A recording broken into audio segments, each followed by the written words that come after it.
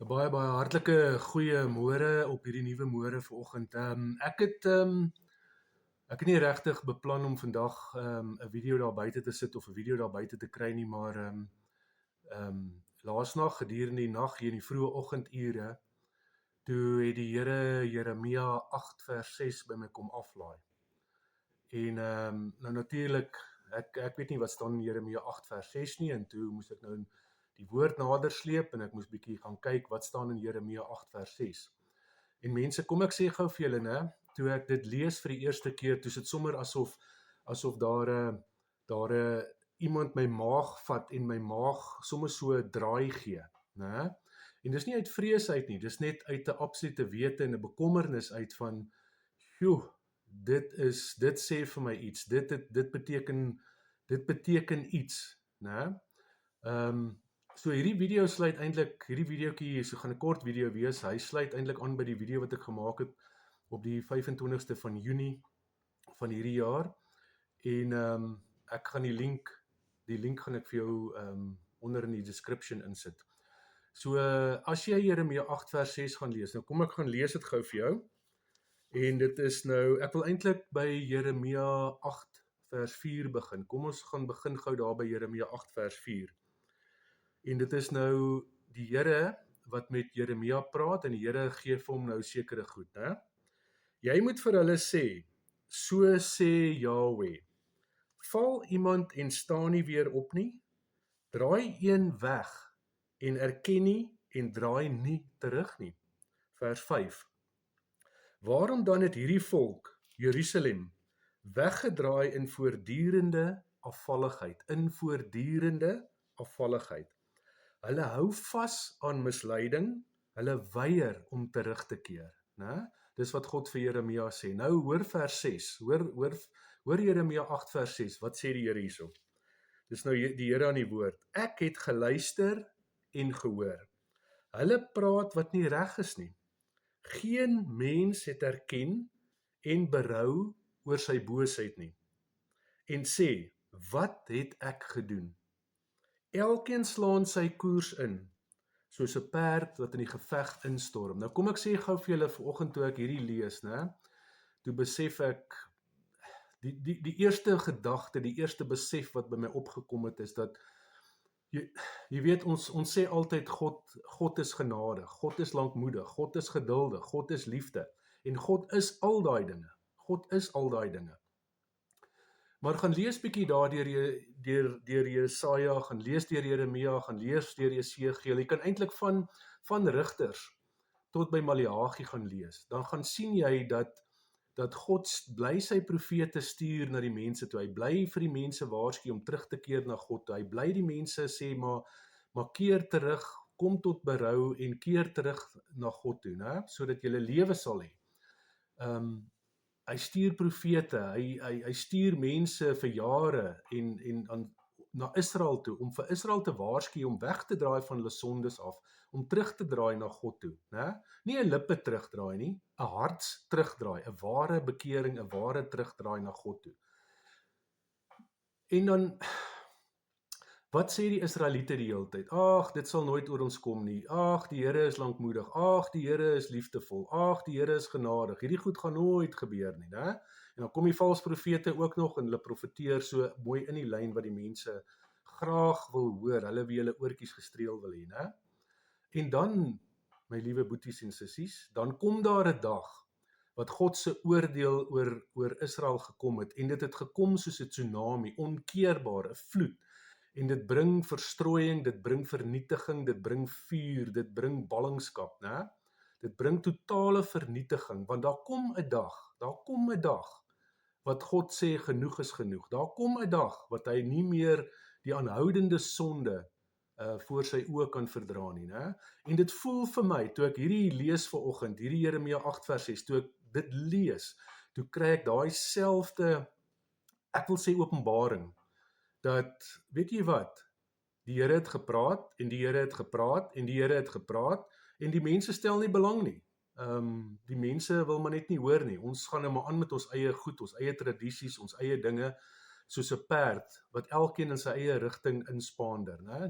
Niemand Niemand wil tot bekering kom nie. Niemand is bereid om die knie voor Jesus van Nasaret, die ewige Christus, die seun van die lewende God te buig nie. Ons is te arrogant, ons is te hoogmoedig en ons stel nie belang nie. Ons sal die dinge doen soos wat ons dit nog altyd gedoen het en die sonde is te lekker, né? Nou wil ek vir jou sê vandag, en nou miskien gaan jy nou vir my sê, ja, ou Leon, ons hoor hierdie goed nou al vir die laaste 3 dekades, ons hoor dit nou al vir 30 jaar, ons hoor dit nou al vir so lank, dan is dit goed, dan wil ek vir jou sê, maar as jy dit nou al vir so lank hoor, hoekom het jy nog nie tot bekering gekom nie? Hoekom wil jy nou wag tot dit nou hier is, en dan wil jy nou skielik tot bekering kom, want ek wil vir jou sê vandag, dan is dit amper te laat.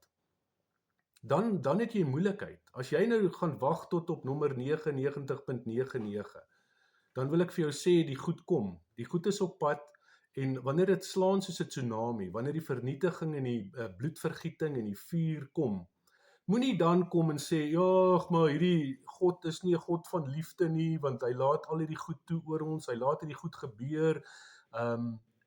Moenie dan kom en sê, maar waar is God nie? Hoekom is daar kan nie 'n God wees nie, want God sal nooit hierdie goed toelaat nie. Nee, jy en ek het dit toegelaat.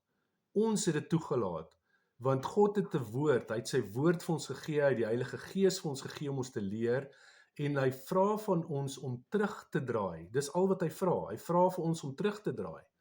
En as ons aanhoudend volhard in ons sonde, dan het God geen opsie om te deel met daai sonde, sodat dit sal klaarkom nie. En dan bring hy daai oordeel oor ons soos 'n tsunami, mense. En dan wil almal nou huil en sê, o, maar hierdie God, hy, kyk wat het hy aan ons gedoen, hoekom doen hy dit aan ons? Hy is nie 'n liefdevolle God nie. Mense, ek sê nou vir julle, God is lankmoedig, God is geduldig, God is liefdevol, maar daar kom 'n dag wanneer God sê, genoeg is genoeg, want hierso baie duidelik sê hy vir ons, né? In vers 6, ek het geluister en gehoor, dis nou God in die woord, hy sê, ek het geluister en gehoor, ek luister na hierdie klomp Suid-Afrikaners, ek hoor hulle, né? Hulle praat wat nie reg is nie. Geen mens het erken en berou oor sy boosheid. Geen mens het erken en berou oor sy boosheid en sê, wat het ek gedoen nie? Geen mens nie. Elkeen slaan sy koers in, soos 'n perd wat in die geveg instorm. So ons stel nie belang in wat God vir ons sê nie, ons wil nie hoor wat God vir ons sê nie, ons sal elkeen doen soos wat ons goed dink, ons gaan dit so doen, en so sal ons dit doen. So ons hou en ons volhard in ons sondes, né? Ons volhard in ons sondes.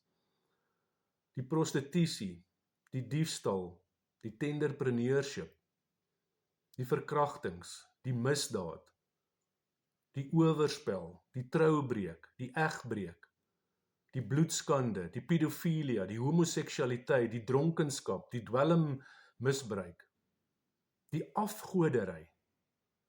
Mense, ek wil nou vandag vir jou sê, noem vir my een sonde wat Israel gedoen het, wat ons nie in hierdie land doen nie. Noem vir my net een sonde wat Israel gedoen het, wat ons nie doen vandag nie. Ons is erger nog, wil ek sê, as Israel, die ou antieke Israel van die Ou Testament.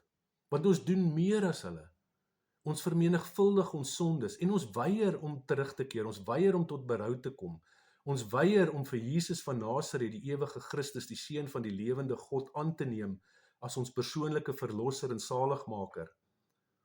Deur geloof tot geregtigheid, deur vergifnis van sondes, uit genade uit, en dan om gedoop te word, en dan word ons in die Heilige Gees gedoop. Gaan lees Johannes 1 vers 12, gaan lees Johannes 3 vers 3 tot 6, gaan lees Matteus 28 vers 19, mense. Ons moet tot bekering kom. Ons is nie 'n verbondsvolk nie. Jy is nie outomaties deel van een of ander verbondsvolk omdat jy gebore is as Afrikaner nie. Ons is nie 'n verbondsvolk nie. Jy word die verbondsvolk wanneer jy vir Jesus van Nasaret aanneem as jou persoonlike verlosser en saligmaker. Jy word in water gedoop en die Heilige Gees word jy ingedoop en dit is dan die seël daarvan, né? So mense, hierdie is 'n baie dringende waarskuwing. Ek het 'n benoudheid in my gees vanoggend. Ek het baie ander dinge wat ek vanoggend wou moes gaan doen het, maar hier is 'n benoudheid in my gees vir die feit mense hier kom hier's goed op pad na hierdie land toe wat ons nie van gaan hou nie en ek wil julle aanmoedig om tot bekering te kom, dringend. As jy nie weet hoe om tot bekering te kom nie, ek het nou vir die stappe gegee, maar gaan na enige charismatiese kerk toe en vra vir hulle wat is bekering, hoe kom ek tot bekering mense, want jou ewige lewe is op die spel hierso. En ja, die Here waarsku ons al dekades, dit is so, maar nou hoekom vat ons nie die waarskuwings dan nie? Hoekom vat ons nie die waarskuwings nie? Die Here is al besig om jare en geslagte en dekades met hierdie volk te praat, met ons mense te praat. Hoekom kom ons dan nie tot bekering nie? Hoekom bly ons vir God aflag?